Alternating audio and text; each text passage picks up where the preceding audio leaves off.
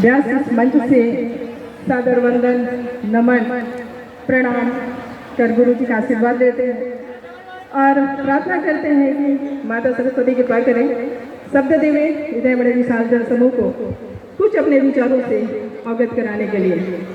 मेरे माता, मेरे पिता, मेरे बहनों, मेरे भाइयों, आज जिस पंडाल पर हमें बहुत आपने देखा होगा शुरू दिवस से कि सिक्योरिटी के साथ चलते हैं। हम आप सबसे क्षमा चाहते हैं, इसलिए हमने आज इस मंच को मांगा और माइक भी मांगा कि हो सकता है सिक्योरिटी की वजह से किसी को कुछ व्यवधान पड़ा हो, किसी को आहत होना पड़ा हो। इसके लिए हम बाबा भोलेनाथ से प्रार्थना करेंगे कि किसी के मन में कोई ऐसी भावना ना आए, क्योंकि हकीकत है यदि हम राम राज्य में रह रहे हैं तो उसका अनुसरण करना तो बनता है। इसीलिए ये जो समय मिलता है इसका हम बिल्कुल भरपूर आनंद लेवें। और दूसरा, जो परसों दिवस एक एक्सीडेंट हुआ, हादसा हुआ, कल शहर था उन सबका, एक ही परिवार से 11 लोग का जाना। मेरे माताओं, मेरे पिताओं, बच्चों, गुरु के इस व्यासपीठ से, गुरु के अनुसार, गुरु के आशीर्वाद से आज मैं बोल रही हूँ कि छत्तीसगढ़ सरकार, या मैं कहूँ कि मैं बाई रोड सफर करती हूँ, मैं साई जी को बार बार बोल रही हूँ कि सड़क की व्यवस्था करा दीजिए। आप तो उड़ के जाते हो, हमें तो सड़क पे जानी होती है, पर हम सड़क का गलत उपयोग कर रहे हैं। आप सड़क का सही उपयोग करिए, हादसों से बचें, क्योंकि अभी हमारे साथ भी बहुत बड़ा हादसा हुआ था। गुरु जी को आपको बताना चाहूँगी, 10 तारीख को बलरामपुर हम लोग का कार्यक्रम था। हम अपने पूरे सिक्योरिटी के साथ निकले, भोलेनाथ को जल चढ़ा करके, बहुत अच्छे भाव से। हमारा भाव बहुत अच्छा था, हमारा विचार बहुत अच्छा था। राम जी का स्थापना था, हम बलरामपुर चांगो जा रहे थे। घर से कुछ मिनट की दूरी पर बेलाघाट कासाबिल में इतना भयंकर एक्सीडेंट था मेरे आंखों के सामने।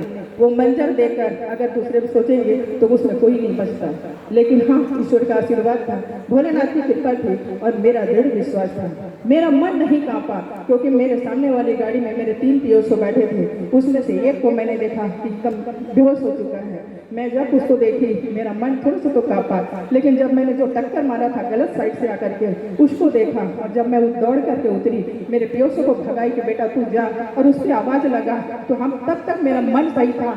मैंने श्री शिवाय नमस्तुभ्यं मंत्र जाप करा। मेरे साथ बहन कमला जी थी, उन्होंने जोर जोर से जपन किया, और तब मैंने उस चंद मिनट में भाई को फोन किया, रायपुर फोन किया, थाने को फोन किया, और वहाँ के जो जिला अध्यक्ष थे उनको फोन करके सारी वस्तु स्थिति बताई, और उस मंत्र की शक्ति से मेरे तीनों पीएसओ सुरक्षित हैं और स्वस्थ हो रहे हैं। पर इसके बावजूद जो गलत दिशा से टक्कर मारी थी उसको मैंने वहीं पे मरणासन देखा, लेकिन मेरा मन नहीं कांपा।